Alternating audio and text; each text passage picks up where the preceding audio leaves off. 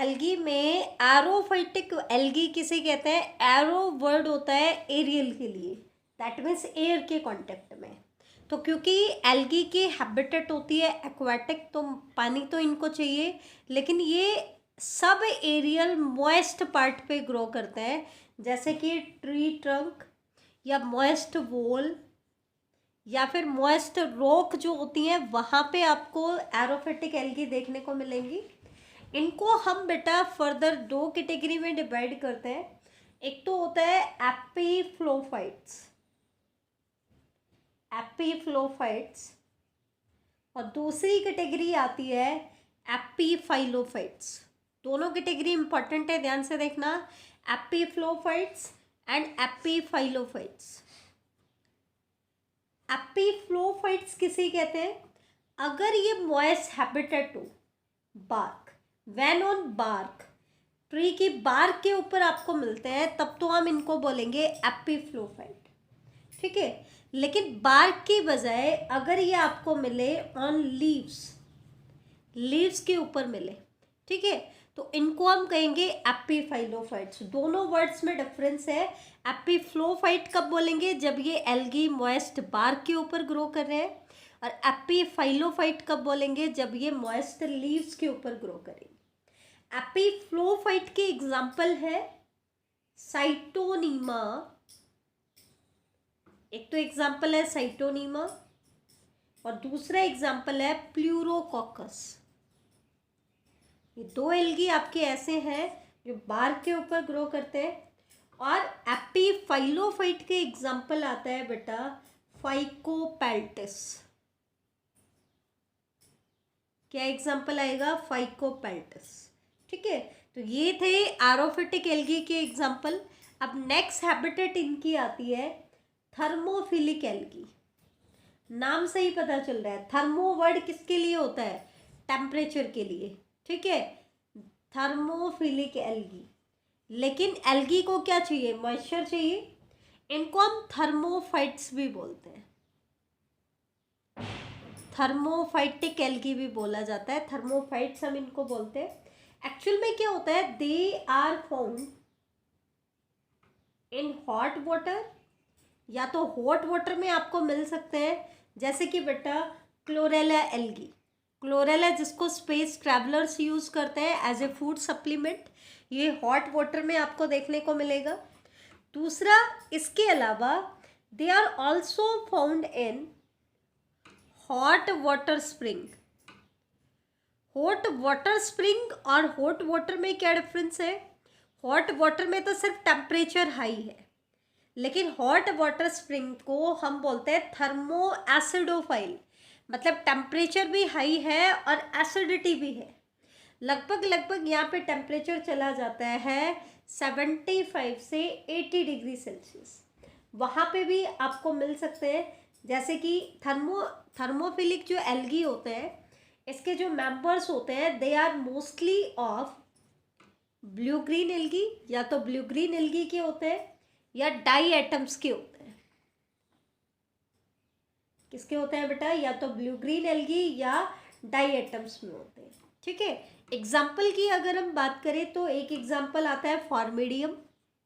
फॉर्मेडियम जो एल्गी है वो भी थर्मोफिलिक है, फॉर्मेडियम। दूसरे एग्जाम्पल है साइटोनीमा। साइटोनीमा की कुछ स्पीसीज आपको थर्मोफिलिक एल्गी की कैटेगरी में भी मिलेंगी, और कुछ आपकी हमने ऊपर भी डिस्कस किया है, ठीक है, आपके एपीफ्लोफाइटिक कंडीशंस में भी आपको देखने को मिलते हैं। इसके अलावा साइनाकोकोकस एंड मैस्टिगोक्लैडस, मैस्टिगोक्लैडस, ये जो एल्गी है they are thermophilic algae. Thermophilic मतलब हॉट टेम्परेचर में आपको मिलेंगी। नेक्स्ट कैटेगरी आता है क्रायोफाइट्स। ये इंपॉर्टेंट है बेटा, क्रायोफाइट्स आपको याद होना चाहिए, इसके तो एग्जाम्पल्स भी पूछे जाते हैं, बहुत इंपॉर्टेंट है ये, ध्यान से देखना। क्रायो वर्ड होता है किसके लिए? वेरी लो टेम्परेचर के लिए। तो they are present in polar regions. Polar regions में आपको देखने को मिलती है ऐसी algae, and even in low temperature region, किसमें, लो टेम्परेचर रीजन में भी आपको देखने को मिलेंगी, पोलर रीजन्स में और लो टेम्परेचर रीजन्स में। मतलब एक ऐसी एल्गी एक ऐसी प्लांट की कैटेगरी है जो आपको स्नो के ऊपर भी ग्रो कर जाती है इजीली, ठीक है। अब इसकी वजह से they impart specific colour to snow, they impart specific colour to snow, ये स्नो को एक स्पेसिफिक कलर प्रोवाइड करती हैं। अब इसके कुछ एग्जांपल्स मैं आपको बताऊंगी जो कि बहुत इंपॉर्टेंट है बेटा, ये नीट एग्जाम्स में पूछे जाते हैं। पहले एग्जांपल मैं आपको बता रही हूँ हिमेटोकोकस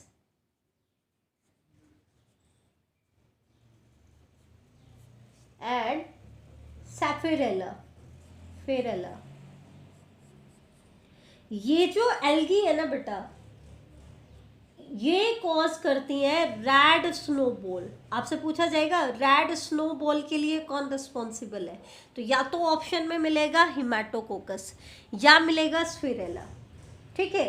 और ये चीज़ ध्यान रखना, रेड स्नोबॉल में रेड कलर जो आ रहा है वो किस वजह से आ रहा है, it is due to haematochrome pigment which is present in cells, जो इनकी सेल्स में प्रेजेंट होता है। ये ध्यान रखना, ये किसकी वजह से आ रहा है, हिमेटोक्रोम पिगमेंट की वजह से आ रहा है, जो कि इसकी सेल्स में प्रेजेंट होता है। आगे मैं कुछ और एग्जांपल बता देती हूँ, तब आपको क्लियरली समझ में आ भी जाएगा और पूछा क्या जाता है वो भी क्लियर हो जाएगा। नेक्स्ट एग्जांपल आ जाता है स्कॉशियला। स्कॉशियला जो है इट कॉज ब्लैक स्नो, ये ब्लैक स्नो कॉज करता है, स्नो को ब्लैक कलर इम्पार्ट करता है। इसी तरीके से क्लैमाइडोमोनाज नाइवेलिस, कॉमनली नीट एग्जाम्स में पूछा जाता है, क्लैमाइडोमोनाज नाइवेलिस एट कॉज रेड स्नो। बेटा ध्यान से देखना, थोड़ा सा डिफरेंस है दोनों में। रेड स्नोबॉल पूछता है तब तो कौन है कॉजल एजेंट उसका, हिमेटोकोकस एंड स्फिरेला। लेकिन simply red snow word use करता है तो फिर इट वाज कॉज बाई क्लैमाइडोमोनाज नाइवेलिस, ठीक है। और इसमें रेड स्नो में जो रेड कलर आ रहा है ना बेटा, वो किस वजह से आ रहा है, क्लैमाइडोमोनाज नाइवेलिस के रेस्टिंग स्पोर्स होते हैं, they have carotene pigments. In resting spore के पास कैरोटीन पिगमेंट्स हैं और ये कैरोटीन पिगमेंट इसको रेड कलर इम्पार्ट कर रहे हैं। ये बहुत इंपॉर्टेंट है, ध्यान से सुनना, ठीक है। इसी तरीके से एक एग्जांपल मैं आपको बता रही हूँ, क्लैमाइडोमोनाज, लेकिन स्पीसीज अलग है, येलोस्टोनेंसिस। अब देखो इसके नाम में येलो वर्ड है, लेकिन ये कॉज क्या करता है, एट कॉज ग्रीन स्नो। ये क्या कॉज करता है, ग्रीन स्नो कॉज करता है। ध्यान से सुनना बेटा, बहुत इंपॉर्टेंट है, क्लियर है, ध्यान देना। क्रायोफाइट्स जो एल्गी है ये बहुत इंपॉर्टेंट है। दोबारा से मैं रिवाइज करा देती हूँ, इनको याद करने की कोशिश करना कि अभी के अभी आपको याद हो जाए। पहले एग्जाम्पल मैंने बताया हिमेटोकोकस फिरेला, ठीक है। हिमेटोकोकस या स्फेरेला ये कॉज करते हैं रेड स्नोबॉल। रेड स्नोबॉल कौन कॉज करता है, हिमेटोकोकस एंड स्फेरेला। और ये रेड कलर किस वजह से आ रहा है, हिमेटोक्रोम पिगमेंट की वजह से आ रहा है जो इसकी सेल्स में होता है। लेकिन सिंपली बोला जाए रेड स्नो, तो रेड स्नो कौन कॉज करता है, क्लैमाइडोमोनाज नाइवेलिस। और यहाँ पर जो रेड कलर आ रहा है वो किसकी वजह से आ रहा है, क्योंकि इसके रेस्टिंग स्पोर्स में कैरोटीन पिगमेंट्स हैं, उनकी वजह से ये रेड कलर आपको दिखाई दे रहा है। तो ध्यान देना, रीजन क्या है, वहाँ पे रेड स्नोबॉल का रीजन था हिमेटोक्रोम पिगमेंट, और यहाँ पे रेड स्नो का रीजन है carotene pigment of their resting spore. इसी तरीके से स्कॉशियला जो है ये ब्लैक स्नो कॉज करता है, क्लैमाइडोमोनाज येलोस्टोनेंसिस ये ग्रीन स्नो कॉज करता है। बेटा ध्यान देना, एक तो एंडोजोइक, एपिजोइक, पैरासिटिक और ये आपके क्रायोफाइट्स, ये बहुत इंपॉर्टेंट टर्म्स हैं जो एल्गी के अंदर पूछे जाते हैं। आपको बहुत अच्छे से इनको रिवाइज करना है, इनको बिल्कुल बहुत अच्छे से आप याद करें, आपको ऑब्जेक्टिव क्वेश्चंस पेपर में ये ज़रूर मिलेंगे एग्जाम्पल। और लास्ट हैबिटेट की हम बात कर लेते हैं, हैलोफाइटिक एल्गी।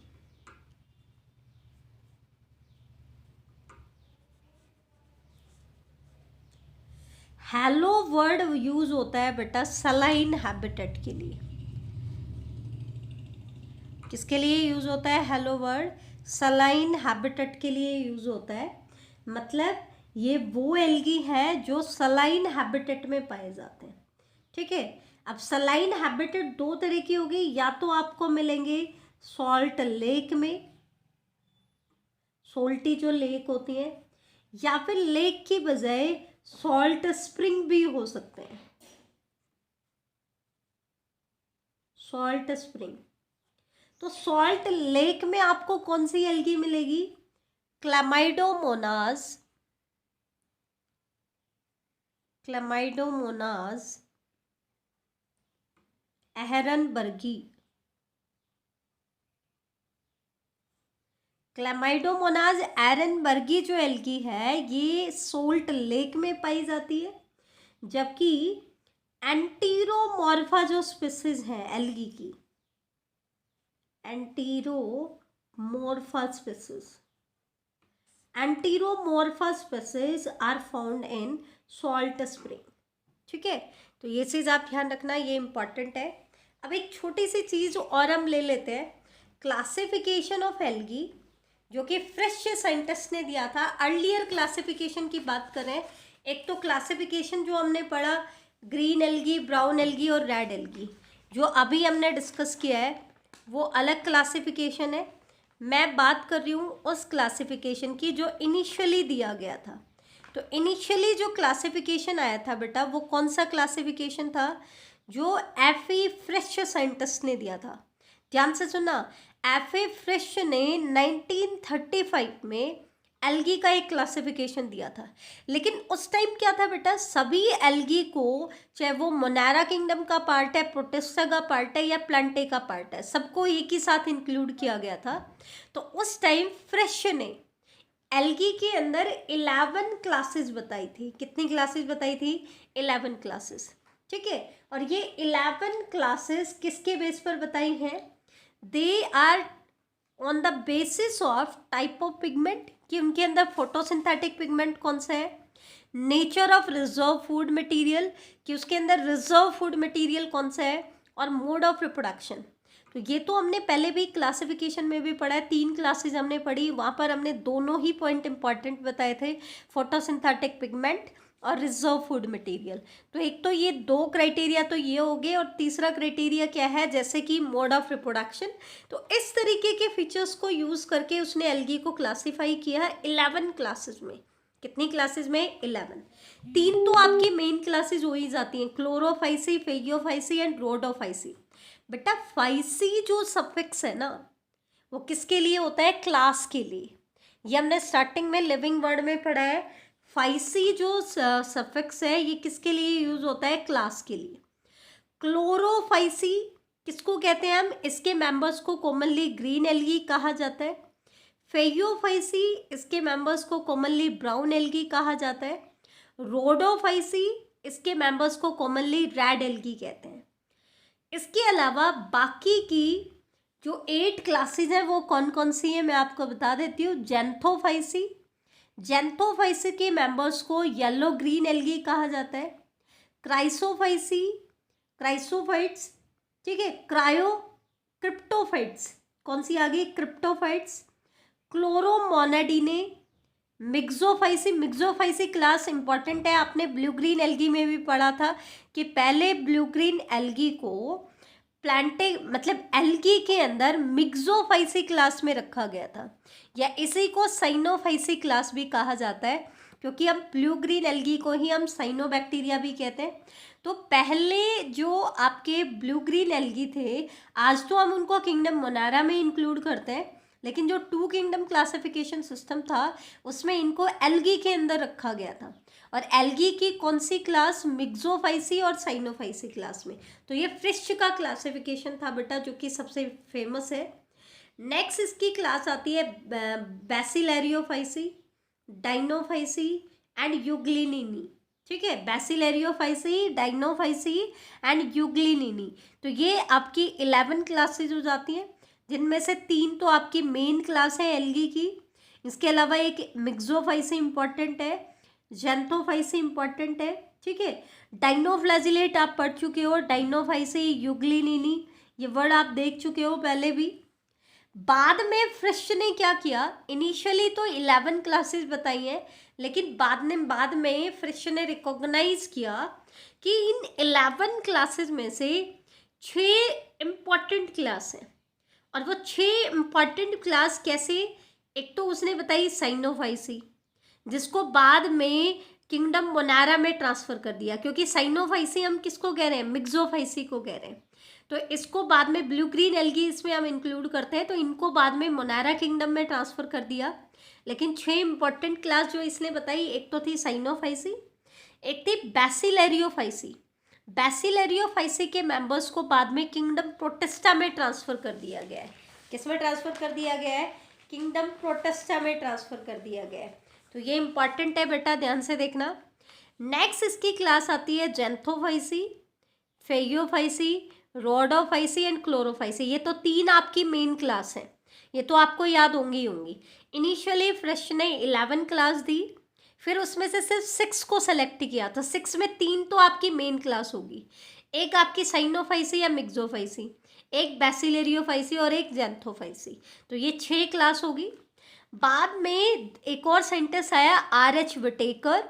R.H. विटेकर ने सिर्फ फिर 3 क्लासेस को रिकॉग्नाइज किया। बेटा फ्रिश ने इनिशियली 11 क्लास दी, फिर 6 क्लास इंपॉर्टेंट बताई। उसके बाद R.H. विटेकर ने सिर्फ 3 क्लासेस को कैटेगराइज किया। तो जो हमारी NCERT फॉलो कर रही है वो R.H. विटेकर का क्लासिफिकेशन फॉलो कर रही है, क्योंकि हमने सिर्फ एल्गी में 3 क्लासेस को पढ़ा है। क्लोरोफाइसी, जिसके मेंबर्स को हम कॉमनली ग्रीन एल्गी कहते हैं, फेयोफाइसी, जिसके मेंबर्स को हम कॉमनली ब्राउन एल्गी कहते हैं, एंड रोडोफाइसी, जिसके मेंबर को हम कॉमनली रेड एल्गी कहते हैं। ठीक है, एक और इम्पोर्टेंट टॉपिक आता है इसी से रिलेटेड, ध्यान से देखना बेटा। पिगमेंट्स इन एल्गी, की एल्गी के अंदर फोटोसिंथेटिक पिगमेंट कौन से होंगे, बहुत इंपॉर्टेंट है, ध्यान से देखना। तो एल्गी के अंदर फोटोसिंथेटिक पिगमेंट कौन कौन से होते हैं, 3 कैटेगरी में हम इनको स्टडी करेंगे, chlorophyll, carotenoids and phycobilins. 3 important photosynthetic pigment है, क्लोरोफिल, कैरोटीनोइड्स एंड फाइकोबिलिन्स। तो ये आपको ध्यान रखना है। तो इन्हीं की हम डिटेल अब स्टडी करेंगे। सबसे पहले हम क्लोरोफिल की बात कर लेते हैं कि क्लोरोफिल में कौन कौन से पिगमेंट प्रेजेंट होंगे। Chlorophyll A, B, C, D, E, ये 5 टाइप होती हैं। तो बेटा क्लोरोफिल A को हम यूनिवर्सल फोटोसिंथेटिक पिगमेंट कहते हैं। तो इसका मतलब जितने भी फोटोसिंथेटिक प्लांट होंगे सबके अंदर आपके क्लोरोफिल A प्रेजेंट होंगे। तो ये सारी की सारी एल्गल फॉर्म में आपको क्लोरोफिल A देखने को मिलेगा। जैसे हमने ग्रीन एल्गी में कहा था chlorophyll A and B, brown में कहा था A एंड C, और रेड में कहा था A एंड D। तो देखो B किस में है, ग्रीन एल्गी में। A तो सभी में है, ग्रीन, ब्राउन और रेड तीनों में। लेकिन B किस में है, ग्रीन एल्गी में। C किस में है, ब्राउन एल्गी में। D किस में है, रेड एल्गी में। ये NCERT का पार्ट है, ये हम पढ़ चुके हैं। और क्लोरोफिल E ये आपको जेंथोफाइसी क्लास के मेंबर्स में देखने को मिलेगा, इसलिए उनको हम कॉमनली कहते हैं येलो ग्रीन एल्गी। क्या कहते हैं, इस फोटोसिंथेटिक पिगमेंट के बेस पर जिन एल्गी के अंदर क्लोरोफिल E होता है, जेंथोफाइसी क्लास के जो मेंबर्स हैं उनको कॉमनली क्या कहा जाता है, येलो ग्रीन एल्गी कहा जाता है। क्लोरोफाइसी के मेंबर को कॉमनली ग्रीन एल्गी कहते हैं, फेयोफाइसी के मेंबर को ब्राउन एल्गी कहते हैं, रोडोफाइसी के मेंबर्स को रेड एल्गी कहते हैं। तो ये तो थे क्लोरोफिल पिगमेंट। अब हम बात कर लेते हैं फाइकोबिलिन्स की। तो बेटा ये इंपॉर्टेंट, हमने पहले भी कहा था, सी फाइकोसाइनिन एंड सी फाइकोइरिथ्रिन। सी और आर वर्ड यूज होते हैं। सी वर्ड हमने किसके लिए बताया था? साइनोबैक्टीरिया के लिए। और आर वर्ड हमने किसके लिए बताया था? रेड एल्गी के लिए। तो सी फाइकोसाइनिन एंड सी फाइकोइरिथ्रिन ये तो आपको ब्लू ग्रीन एल्गी में मिलेगा। आर फाइकोसाइनिन एंड आर फाइकोइरिथ्रिन ये आपको रेड एल्गी में मिलेगा। दैट मीन्स रोडोफाइसी क्लास में आपको देखने को मिलेगा। किस में मिलेगा? रोडोफाइसी क्लास में। ठीक है, तो ये चीज़ आप ध्यान रखना, रोडोफाइसी क्लास है, इसके अंदर आपको आर फाइकोसाइनिन और आर फाइकोइरिथ्रिन देखने को मिलेगा। एल्लोफाइकोसाइनिन जो होते हैं ये ब्लू ग्रीन एल्गी और रेड एल्गी दोनों में आपको देखने को मिलेंगे। अब हम बात कर लेते हैं कैरोटीनोइड्स पिगमेंट की। तो कैरोटीनोइड्स की हम कई सारे टाइप्स पढ़ेंगे, जिसमें से अल्फा कैरोटीन प्रेजेंट होता है क्लोरोफाइसी रोडोफाइसी में, मतलब ग्रीन एल्गी और रेड एल्गी में। बीटा कैरोटीन सभी एल्गल फॉर्म में मिलता है। बेटा जैसे ही क्लोरोफिल ए यूनिवर्सल होता है वैसे ही बीटा कैरोटीन भी यूनिवर्सल होता है। ये सारी की सारी एल्गल फॉर्म में आपको देखने को मिलेगा। गामा कैरोटीन सिर्फ ग्रीन एल्गी में होता है। एप्सिलॉन जो कैरोटीन होता है ये आपको बैसिलेरियोफाइसी और क्रिप्टोफाइसी क्लास में देखने को मिलेगा। किस में मिलेगा? बैसिलेरियोफाइसी एंड क्रिप्टोफाइसी क्लास में। लाइकोपिन जो होता है ये क्लोरोफाइसी क्लास में मिलेगा। Lutein most of the algal form में मिलेगा। फ्लाविसिन साइनोफाइसी में। फ्यूकोजेंथिन फेयोफाइसी एंड बैसिलेरियोफाइसी में। मिक्सोजेंथिन साइनोफाइसी में। एस्टाजेंथिन क्लोरोफाइसी में। ठीक है, तो ये था आज का हमारा टॉपिक। एक बार थोड़ा सा रिजर्व फूड मटेरियल के बारे में भी मैं बता देती हूँ। एनसीईआरटी में आप पढ़ चुके हो, इम्पॉर्टेंट है, ताकि हम नेक्स्ट क्लास में रिप्रोडक्शन से स्टार्ट कर सकें। तो ये और देख लो एक बार, रिजर्व फूड मटेरियल क्या है किस एल्गी में। एनसीईआरटी की बात करें तो ग्रीन एल्गी में हमने पढ़ा है स्टार्च, कुछ में आपको ऑयल ड्रॉपलेट भी मिलते हैं। ब्राउन एल्गी में हमने पढ़ा है मैनिटोल एंड लैमिनरीन, और ये इंपॉर्टेंट पॉइंट है इसका, हमने एनसीईआरटी में भी इंपॉर्टेंट बताया था, यहाँ पे भी मैं आपको बता देती हूँ। रोडोफाइसी में फ्लोरिडियन स्टार्च होता है एंड गैलेक्टन सल्फेट पॉलीमर होते हैं। तो ये तो हमने एनसीईआरटी में पढ़ा है। 2 पॉइंट और आपके ऐड कर दिए हैं मैंने। एक तो पॉइंट ऐड किया है साइनोफाइसी। साइनोफाइसी के मेंबर्स में साइनोफाइसियन स्टार्च होता है एंड साइनोफाइसिन प्रोटीन ग्रैन्यूल्स होते हैं। ज़ैंथोफाइसी एंड बैसिलेरियोफाइसी में क्राइसोलैमिनारियोन स्टार्च या क्राइसोलैमिनारिन भी बोल देते हैं एंड ऑयल प्रेजेंट होते हैं। तो ये चीज़ें आपको याद करनी है, ये इंपॉर्टेंट पार्ट है बेटा आपका।